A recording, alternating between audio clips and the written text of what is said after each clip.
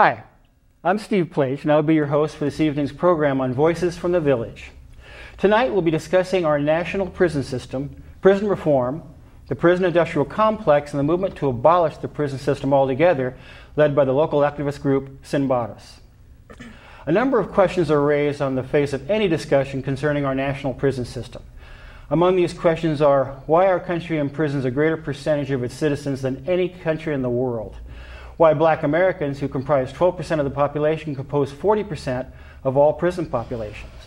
Why 65% of all those incarcerated are nonviolent drug offenders? We'll also be asking why our county jail medical care is being outsourced without local accountability, while at the same time our state prison system is under a federal court order to reduce the population because of medical care found to be cruel and unusual. Given the institutional problems that continue to plague our prison system and the national attitude that views incarceration as an effective social policy, the question of whether it is even possible to repair a system so poorly constructed is both fair and appropriate.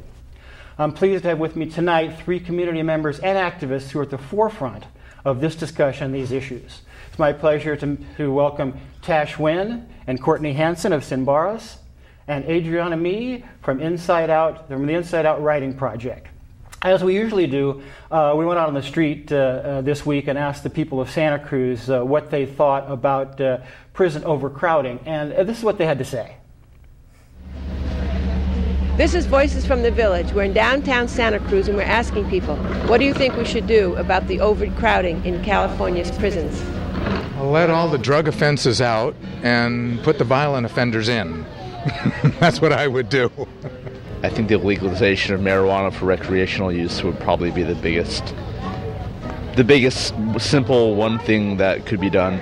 We have all these things for the prisoners, like 3 square meals and then healthcare, all that stuff.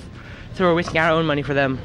Like all that. So I think for overcrowding, maybe convert some of that into, I guess the answer would be maybe more, like build more prisons, maybe that. But at the same time, it's just making a bit more of a problem. So places where people can go into rehab, where they don't have to spend a fortune, where we have shelter, where we have places that actually can tend to dealing with people who have a lot of problems, who get free counseling then, so that we address things at the root rather than we're dealing with the surface. It's like putting a Band-Aid on to a huge cancer. Yeah, I think we could let everybody that's in there for dealing a few bags of pot, let them out. That'd get rid of a lot of that problem.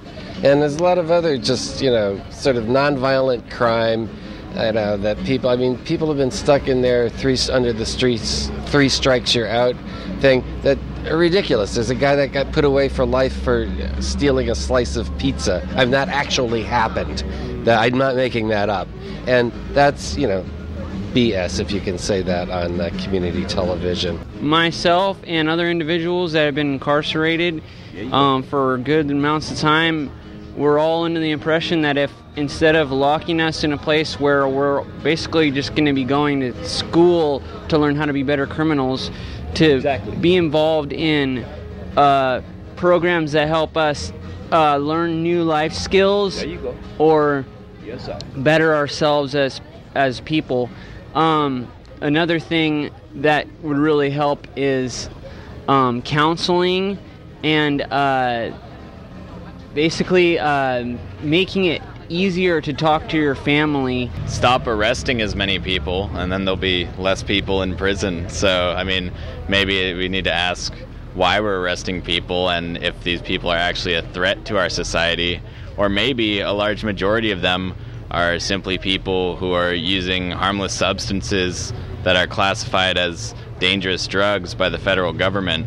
And that's really the majority of people ending up in our prisons are these drug offenders that, maybe some of them need help, maybe some of them are just doing something that's really harmless to them and to society, and they're getting locked up for it.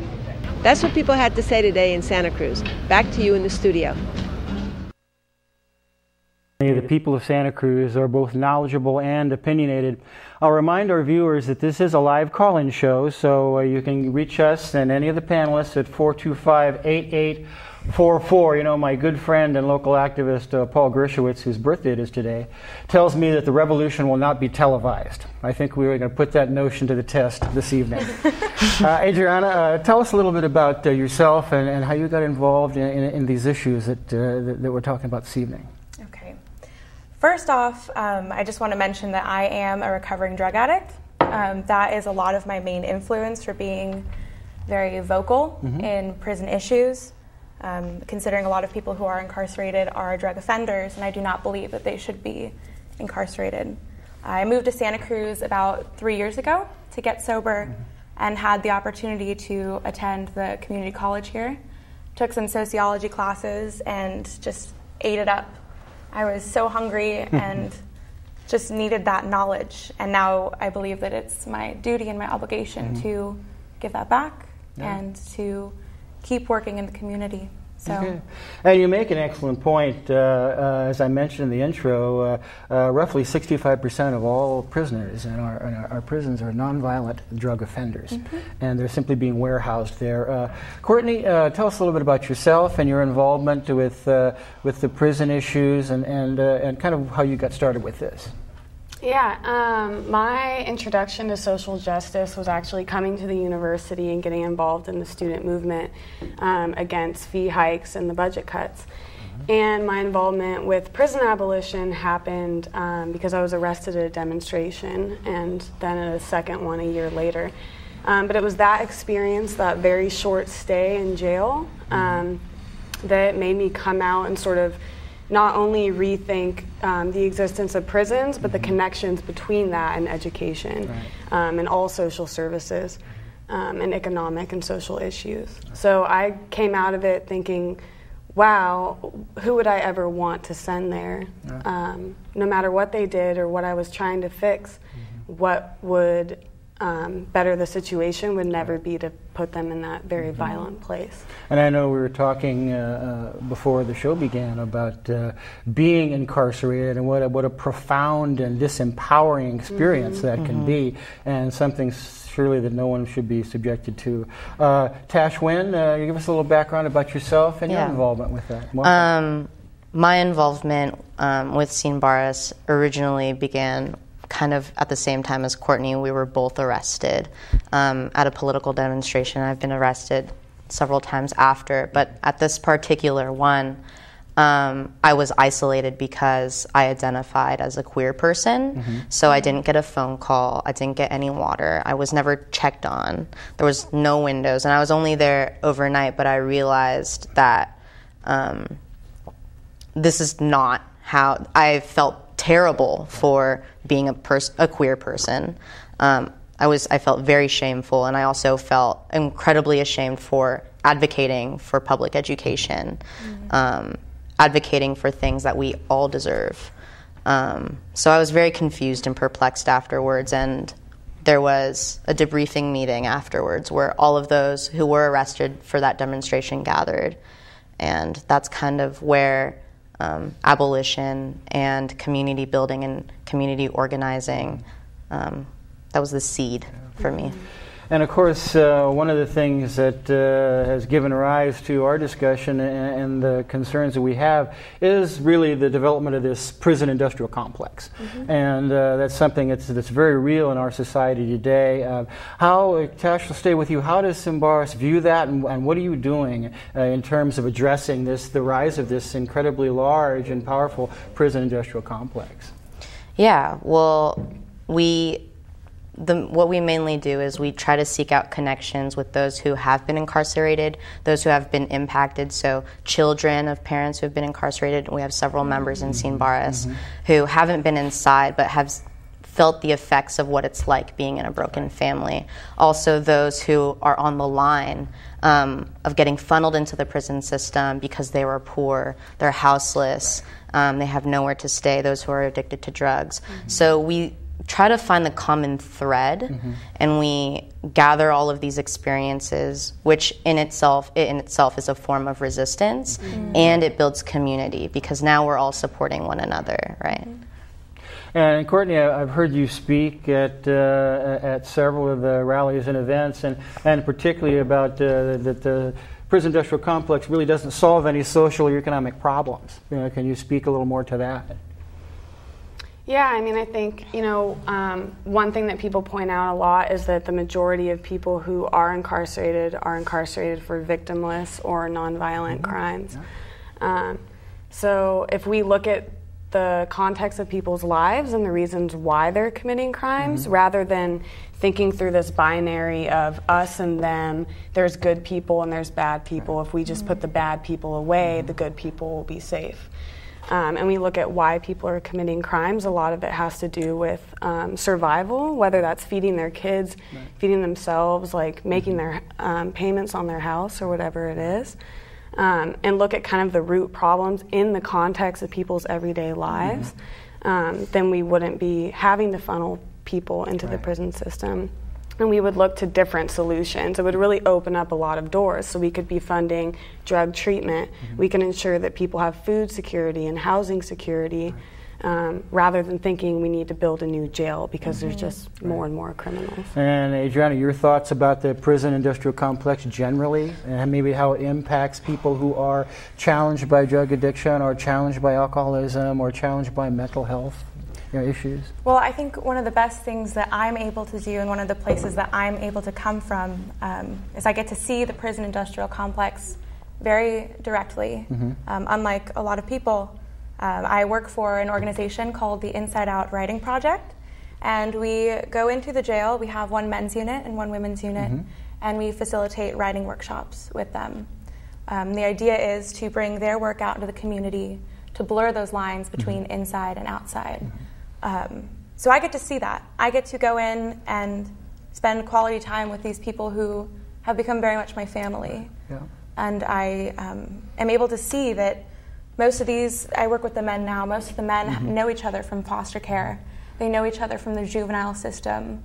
They've been in and out of the institutions since they were, their parents were incarcerated. So I get to have this very direct view of what the prison industrial complex is. And it's cold and it's damaging. And I hear accounts of people who get out who have been so institutionalized that they can't function on the outside, And I know that as we talk about addressing the problem from the outside in the social context and doing what we can with our activism to improve conditions generally as a social construct, there are actually people inside, people who are incarcerated, and those are the people who really need our support. Those are the people who are suffering this kind of privation day to day, that those of us who are trying to reform or abolish the system really, I don't think, can comprehend with as much depth as we might like to. One of the things that we were talking about earlier in terms of funneling people into the system, and we're talking about surveillance does that, race does that, certainly the new Jim Crow, will maybe get a chance to talk about that later. But I was mentioning that there's a group called CIVIC, the Community Initiative to Visit Immigrants in Confinement, evidently because of secure communities, and we won't really touch on that tonight because it really isn't on the topic we have here, but because of so many people that are arrested through secure communities and held for detention in lieu of deportation, there are estimated to be 400,000 immigrants across the United States who are sequestered in these various jails and prisons, and that is something that I think needs to be brought to much more light. Let's switch a little bit on a topic and talk about the war on drugs, which really is an inimical part, really, of this whole discussion. Tosh, tell us a little bit about your view of the war on drugs and how you think that it relates to prison reform, prison abolition, prison reform of any kind. Definitely. We can begin looking at this on a local level in Santa Cruz and in what has happened in the last year, and also what we see that is very visible. a lot of people inside Santa Cruz County Jail are in for drugs.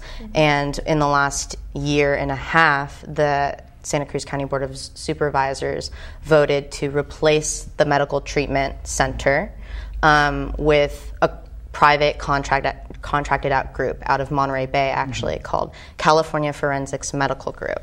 This saved money, and they also had the enticing item for why the Board of Supervisors voted to contract this group is because they had something called the detoxification program that they called. After investigating what this detoxification program is, we don't really know what it is. The only difference between being placed in a detox program and in Santa Cruz County Jail is that you get checked on every now and then. But since last August, we know that 5 people have died in Santa Cruz County Jail, 4 of which have been inside that detoxification program. So this local example is very telling. It means prisons and jails are not rehabilitative centers. This program doesn't work, and that why don't we put money into drug treatment centers outside of cages that don't break people? Let's expand our homeless services network and also refine it and put a lot of energy into that so that it is efficient and it does provide support and enough care. And Courtney, your observations about the war on drugs and how it's impacting the prisons and incarceration and just our society in general, really? Yeah, well, I would like to go off what Tash said and say Please. let's dream big, and in the here and now, what we have to do is fund more homeless services. But can we also imagine a world where we don't need services for the homeless, because there aren't any homeless people, because we live in a very wealthy nation and world. But because of how that wealth is distributed, we have an increasing amount of homeless. So I think part of the work that we do and part of abolition is kind of not being afraid to dream bigger than that.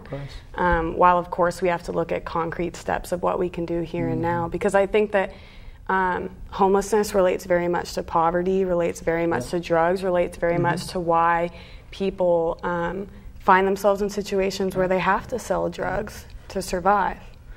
And of course, in Santa Cruz County, we have roughly 2,700 people that are homeless without shelter every night, 1,000 in the city of Santa Cruz, and they are suffering, as they say, the privations of not only poverty but drug addiction and the challenges that we as a society, I think, really should address. Tash, you were going to say something on that? Yeah, I also think that it's very important to prevent drug use and this is kind of where abolition comes from, right?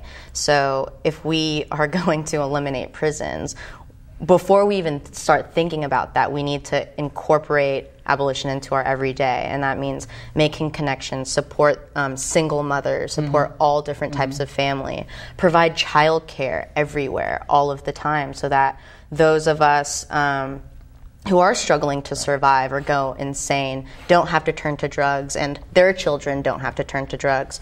So I think creating really open and organic networks every day is very important, in addition to supporting these services and, providing programs. And Adriana, you were mentioning earlier about your work with Barrios Unidos, and I know they do a lot of work within the system, and a lot of supportive work. And tell us something about that, if you would.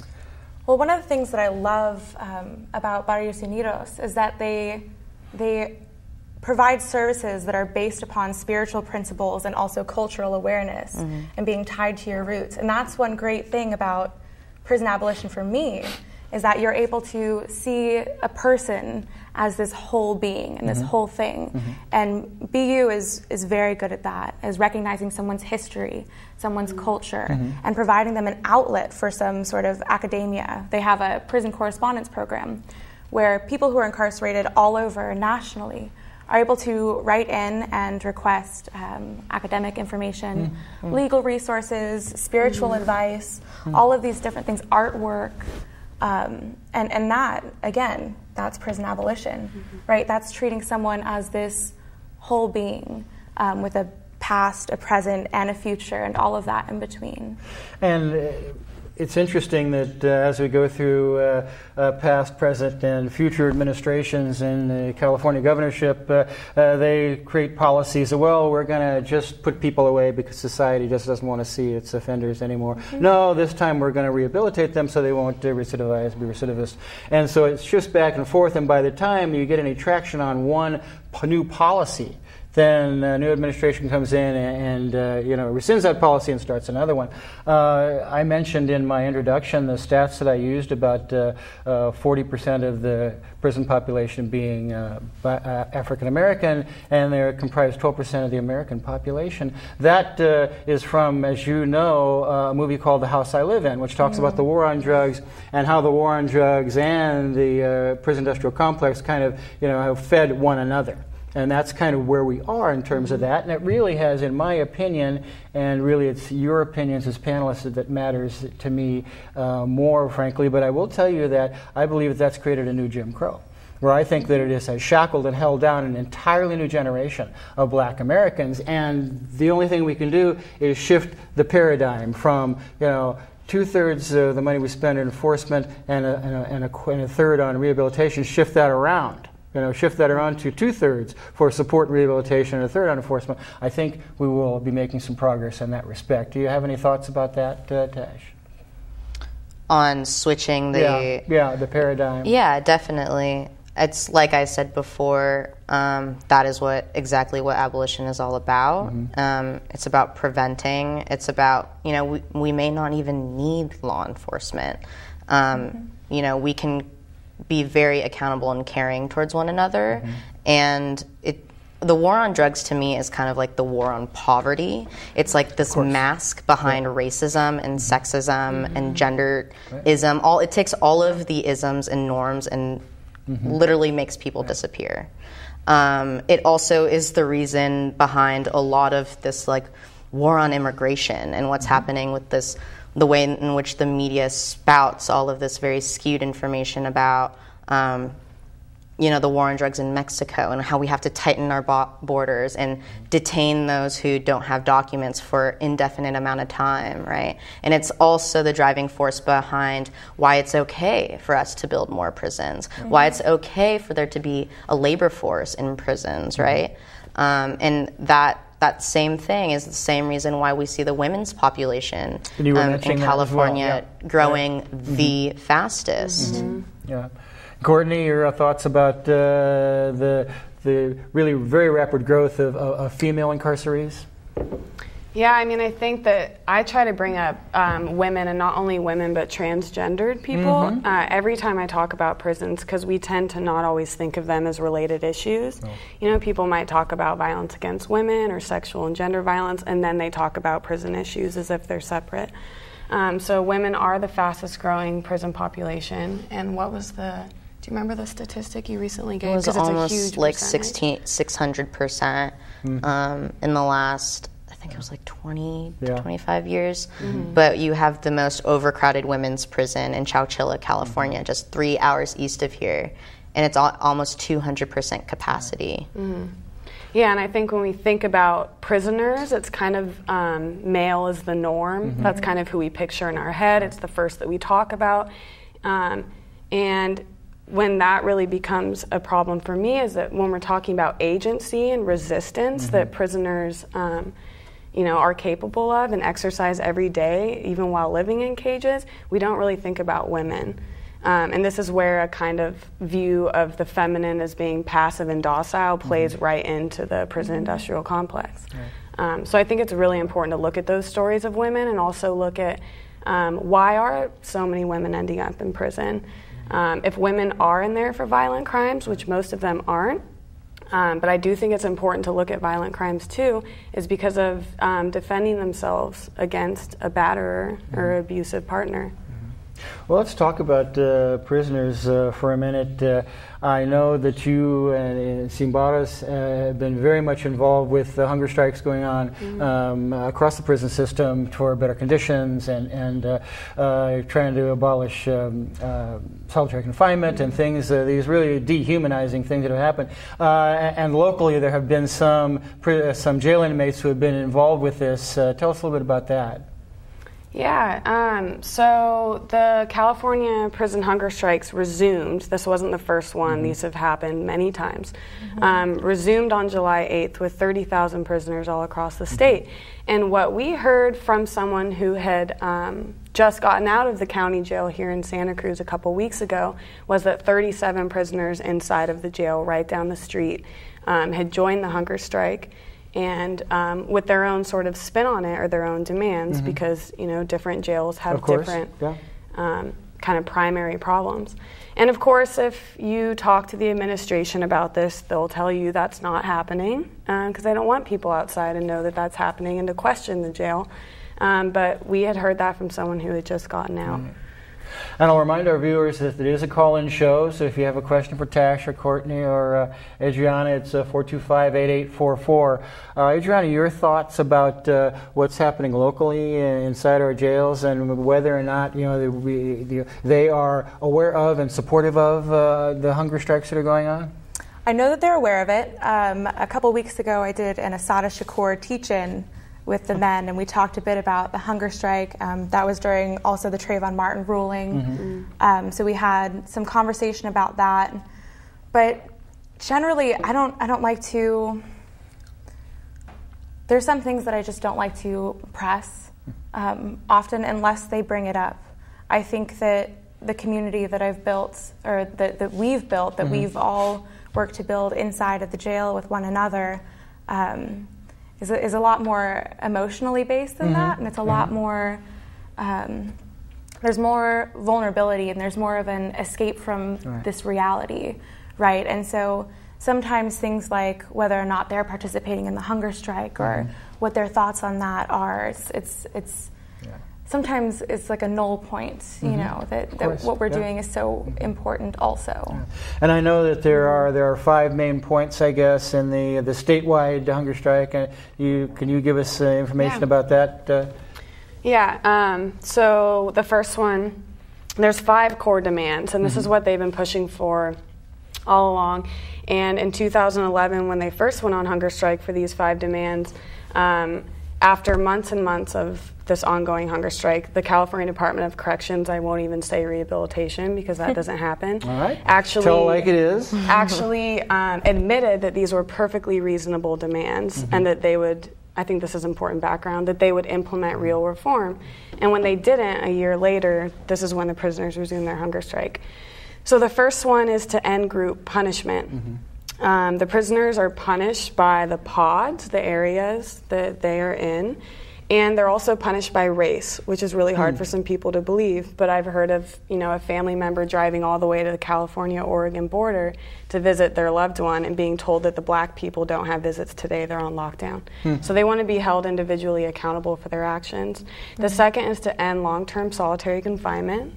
They're kept in windowless cells for 23 hours a day, sometimes for decades. The third is adequate food. The fourth is to abolish the debriefing policy and modify gang status criteria. The reason inmates end up in these SHU units, security housing units, is because they're validated as gang members. We could talk about that and what gang member means to the CDC. And the last is to provide constructive programming for inmates who are sent there indefinitely, so they don't know when they're going to get out. They have no education, no sort of programs to engage in life in a meaningful way. And I know that Simbaras has been particularly active recently in some events and rallies. We've got a short clip we're going to play of a march and rally that ended up at the county jail with some speakers. So let's take a look at that and give you kind of the flavor of what Simbaras is doing out in the streets where it really counts. Secure communities is part of this whole prison complex because now they're locking up people that have done very little or almost anything. They're locking people up for traffic offenses.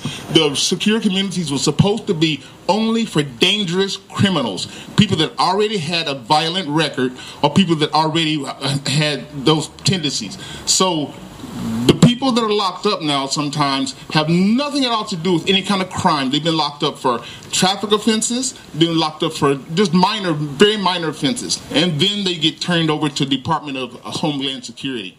Like I said, I used to be in the Black Panther Party, and one of our points in our 10-point program was to release African American and Latino people from prison and get them tried by people of their peers, not tried by all white juries, not tried by people that are the upper middle class, not tried by people of their peers, people that look like them, sound like them, act like them, and have the same socioeconomic problems.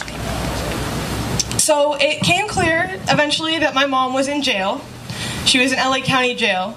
When I went to visit her, she had pink eye because they wouldn't give her gloves to work in the laundry and they wouldn't give women enough tampons. So her hands would be covered in other women's blood and she got sick. So when I went to see her, I sat on the floor while my grandmother spoke to her through the glass. I didn't want to see her. I still kind of hate myself for that. While I was lying in bed crying myself to sleep into my pillows every night, she was laying on a cold bed without a blanket with the lights on because they were trying to keep them awake. She told me recently that she was at yoga and they made her stand in a certain position, and it reminded her, it gave her a flashback of this time when every 3 hours at night they would wake the women up and make them stand for an hour. Torture. It is torture. It's sleep deprivation and it's torture.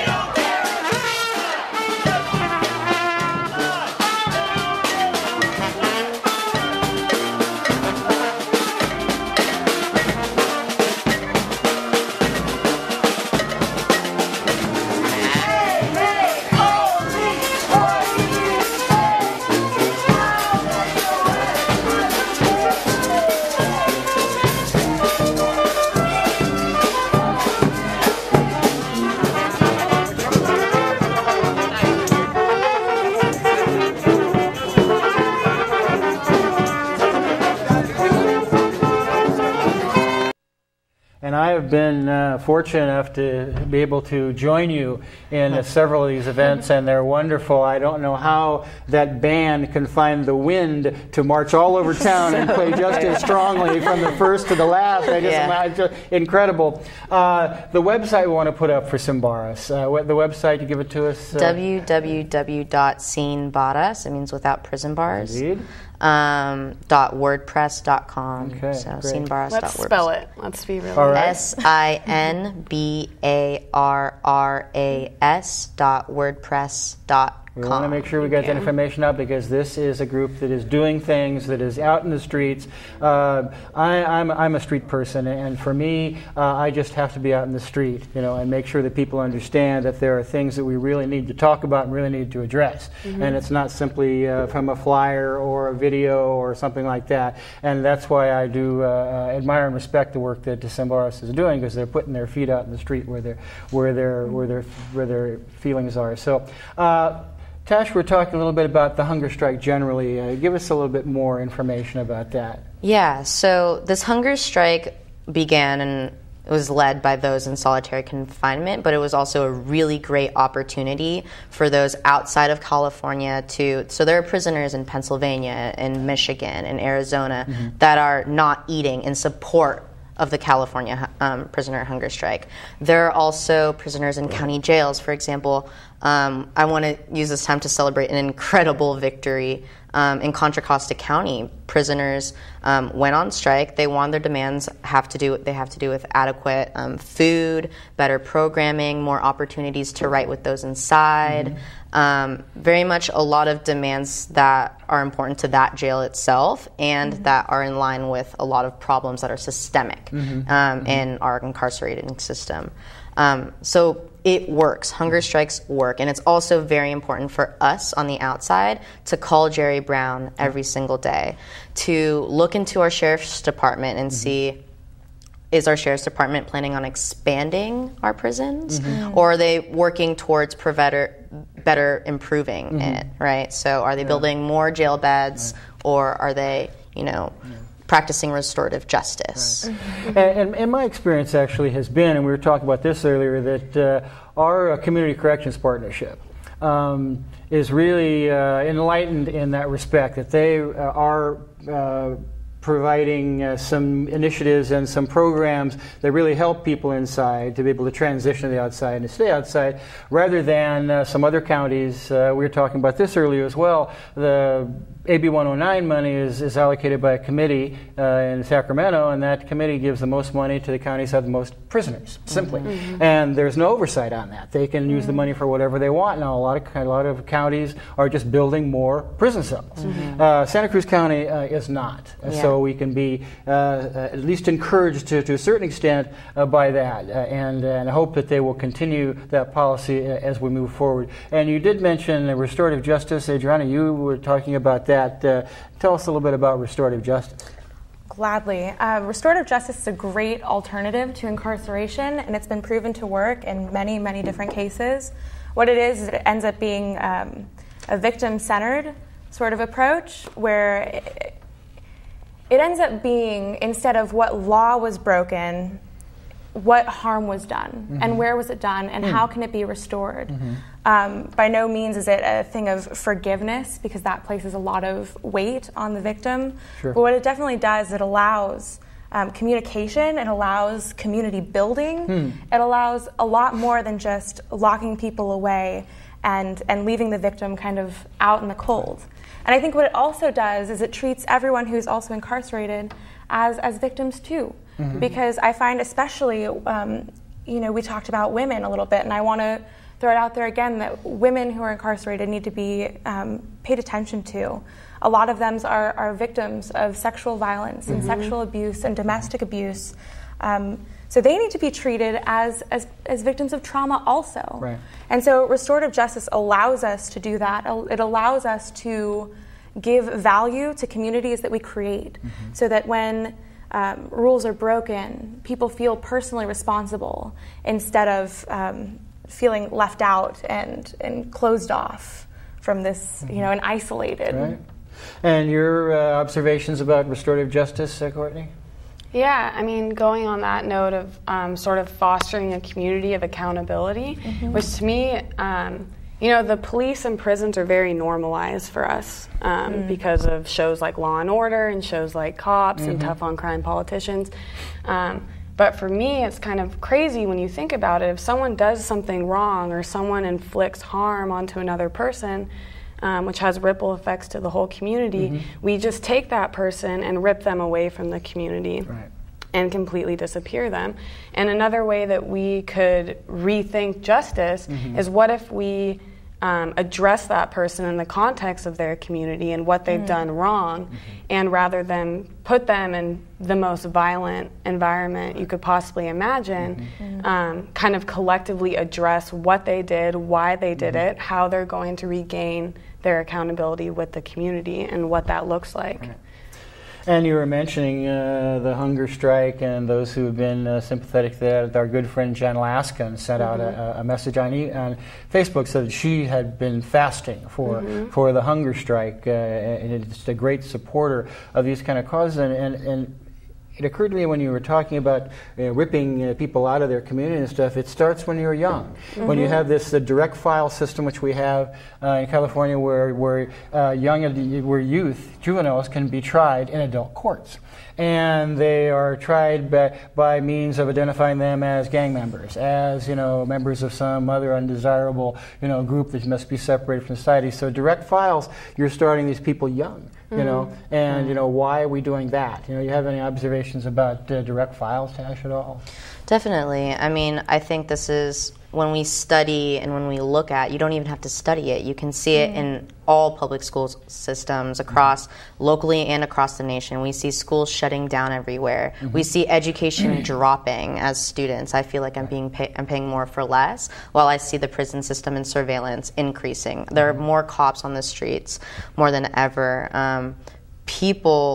So now we not just have adults that live in fear, but we have students and children and youth who live in fear when they go to school, which is supposed to be an empowering institution that betters the community. It's actually breaking it when we allow oppression to kind of flow through education as well. And it comes home with these kids, right?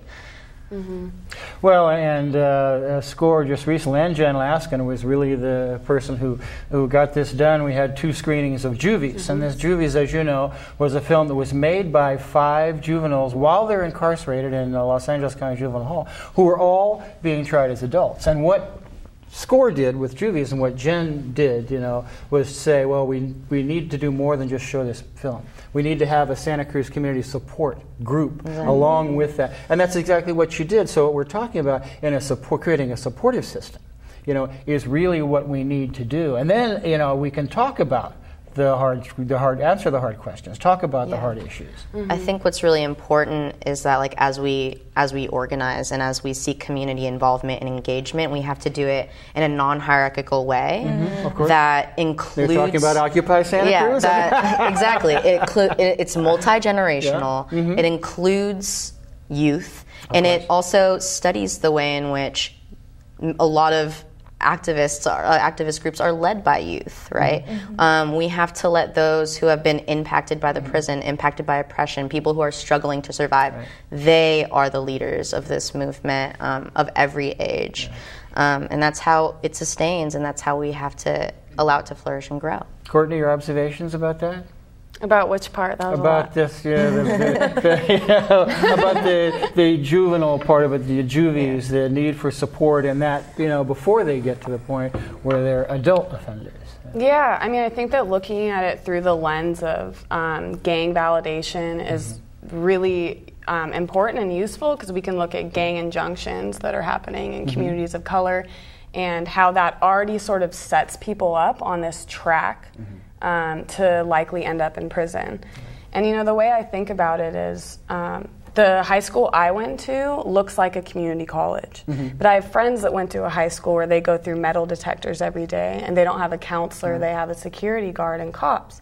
So what internalized oppression does that create? And it further normalizes the prison system. And in the context of the hunger strikes, the folks who are being gang validated, many of them are activists, whether they were imprisoned for political action or they organized once inside. So people who read novels by George Jackson, or even, it's just very racialized, even people who speak Spanish in their letters. The gang investigators are taught that that's a sign of gang activity. So we really need to break down those sort of labels and that sort of language. And again, going back to SCORE, Sarah Emmert did a presentation to the Board of Education about direct files. She does a lot of work with the Law Enforcement and Education Action Group, which in turn does a lot of work with Barrios Unidos. And so I know Barrios is really engaged at that level, with juvenile offenders. Yeah. We work a lot, and right now at BU I've been looking a lot of racial and ethnic disparity collaborative tables that have been successfully implemented in different counties nationally. And what that are, it's a bunch of stakeholders who get together and they oversee all the decisions made in juvenile court. And they are able to decide and have some sort of say in, okay, is this racially biased? Is this discriminatory? But furthermore, let me just say too, working in the jail, I was able to meet someone who was charged life without parole when they were 16 years old. And I was able to talk with them, and I was able to get a sense of how dark that is. And because of gang enhancements, their case was not able to be reviewed. because just last summer that was determined to be unconstitutional. You can no longer charge a minor with life without parole, but his case would never be reviewed again. So it happens, and I think it's something that we don't consider often about these. These are kids, but it starts early. It starts with children of incarcerated families. I like to use the analogy of you have two children who are exactly the same in every way, and one of their parents dies of cancer, and the other child, their parent, goes off to prison for the rest of their life. The children whose parent dies of cancer, the community circles around them and supports them and loves them. But this child whose parents are incarcerated, they're isolated, and they're immediately put into the system, destined to almost fail. So, and this is from the lens of our side of the table. What's happening on the other side of the table? What kind of reaction are we getting from state and local prison and jail officials? Are you getting any kind of engagement, any kind of sense that they are interested in listening to the arguments that are being made, the causes that are being put forward?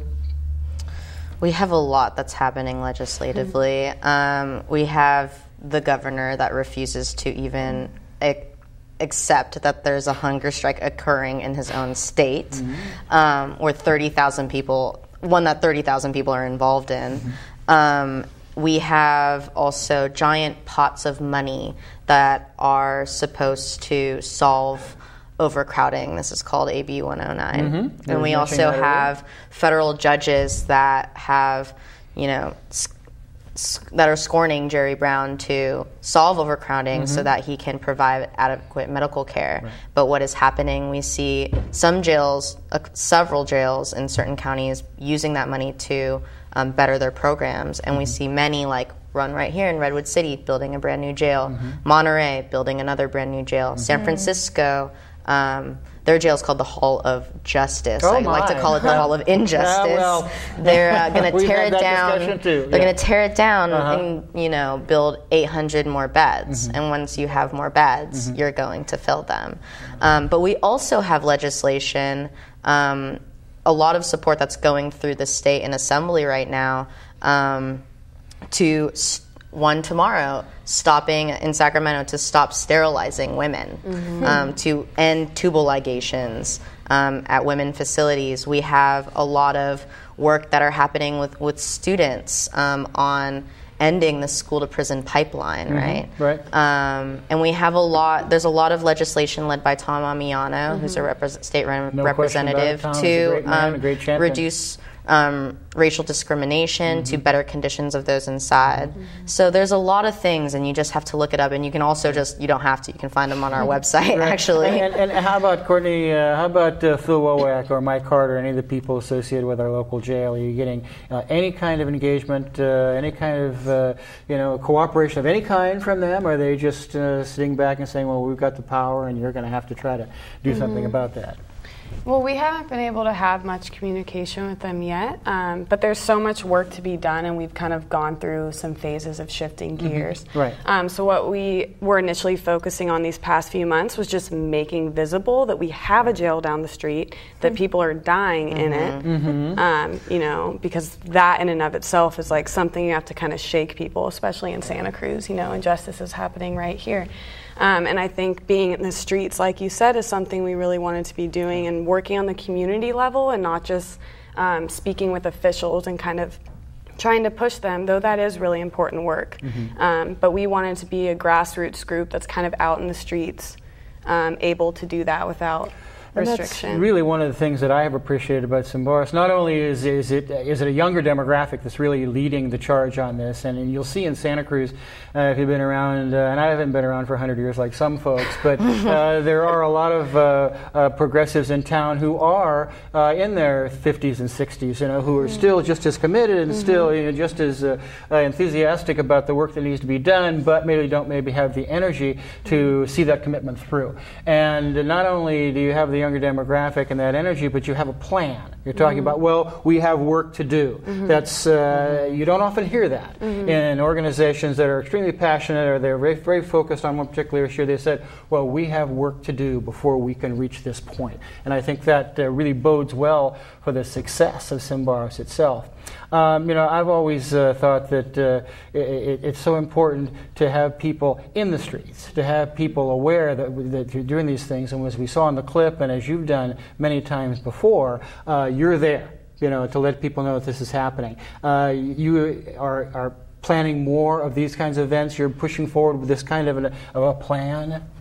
Yeah, and one of the things that's we're really excited about right now is that we have a public meeting space. We live in a world where it's very difficult to secure any sort of public space where we can come together as a collective. Believe it or not, that's something we could do.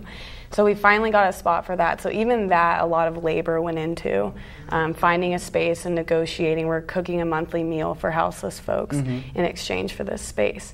So just securing that so we can get together weekly was a big milestone that we're And I happy think about. It's striking to me that someone has been around town and watched kind of very esoteric points of view being expressed, that you really have a holistic approach. We started this evening by talking about, well, it's not just about prisons, it's about homelessness, it's about poverty, it's about race. That's the kind of thing. I think that's the kind of a broader conversation that you can really get somewhere with. Adriana, do you do any work with the Friends Outside and those folks? Do they even have a chapter here in Santa Cruz County that you're aware of? They do have a chapter. However, if you're a part of a group that goes into the jail, you can only choose one. You can only go in with one group. I've tried before to go in with Barrios Unidos and was declined entrance again with them. So Friends Outside does have a chapter in Santa Cruz, and there are a variety of ways you can get involved with them. Also, there are ways that you can get involved with us. I want to throw just a plug in for my Inside Out, our blog spot really quick. It's insideoutwritingproject.blogspot.com, all one word. And you can find all of the writings that we get out of the jail. And you can also find our email, and you can get involved that way. Yeah. So as we look into the future, what is our future as a country that imprisons a greater percentage of the population than any in the world? What is our future when we are really binding and shackling a whole new generation of Black Americans? Is there some way out of this? Is there something that we can look to and say, if we follow this approach, this plan, if we make these requests or these demands and this action, is there hope to move down the road to where we have prison reform or prison abolition, in your opinion? Definitely. I don't think this is something that's going to happen overnight, and I don't think that there is one linear answer to justice. Right. I think that it's very important to, not reinvent the wheel, because so many people, so many organizations, so many families are doing a lot, and it's very important to support one another by going to each other's events, by going to their meetings, bringing ideas, right, to make connections, make allegiances, kind of dissolve the notion that there is an us and them. Right. Talk to those who work in law enforcement as well. It must be an incredibly traumatizing job to strike fear in the souls of many wherever you go, just by wearing your suits. So I think it's very... Better to strike hope, in the minds of many, if exactly. you can. So I think that it begins there. It begins also supporting non-reformist reforms legislatively, taking the streets, making connections with those inside, forming allegiances, talking to your, the guy who bags your groceries about what's going on. Talk to your neighbor. Go to a political movie screening together, or talk about it over brunch. There are so many different things that we can do every day. And Courtney, what does your crystal ball tell you about the future? Oh man. Yeah, I don't think that there's one answer, and I think what I want to really push through people is to really not be afraid to call for abolition, just like people called for the abolition of slavery, because like Tosh said, it's not going to happen overnight, but if we have a long-term vision of abolition, that informs our decisions here and now, and it informs how picky we need to be about our non-reformist reforms and what battles we are going to take legislatively. And it really struck me when I was struggling for a title for this night's show. And I knew it was going to be about prison system. We talked about this through the Facebook and whatnot. But I said, it's got to be about, is it reform? Can it be reformed, or should it be abolished? And I think that's the question that we have discussed tonight. And I think it's something that people can take from the show and say, you know what, I never really thought about the possibility of what the world would be like if we abolished the prison system. What is that world? Vision that world for yourself. And if you can see the possibility of that, then work for that possibility. Adriana, you have Adriana? You have okay. Adriana, go ahead. I just want to close it off with this for myself, is that prison abolition is not hard. It's simple. It can be simple if you allow it to be. And I don't believe that it will start politically, and I don't believe that it will start economically. I believe what needs to take place is this conscious shift, right? In seeing everything as a whole, and seeing everything as being interconnected. It's not just education over here, healthcare over here, housing over here, prisons over here, right? There's this web, and they're all together, just as we are all together. And what happens to you affects me, whether or not directly. And I think we're just beginning, I think, to appreciate that that kind of holistic political activism approach, and it really is what's so refreshing, I think, about Symbaris, and what really has drawn me to your work and what you've done is that is truly the path that you're following. And I think you are. I see you showing up at all the other political events, and I go to all of them, frankly. But nevertheless, I see you showing up to those things, and that is very important. It's very reassuring to the people who are there to know that you're supporting them, and they in turn will certainly support you, because I hear people talk about nothing else in terms of prison reform is what's Symbaris doing, how can we help them, how can we get involved, and you've certainly given us an idea of the depth of your passion and your work, and I think the progress that you will make in the future. Listen, thank you so much for being here, Tosh, Nguyn, Courtney Hansen, Adriana, me, appreciate it. This has been wonderful. And for Charlie Phillips, our producer, and for all the engineers, I've been Steve Pleich. Thank you for joining us on this evening's Voices from the Village.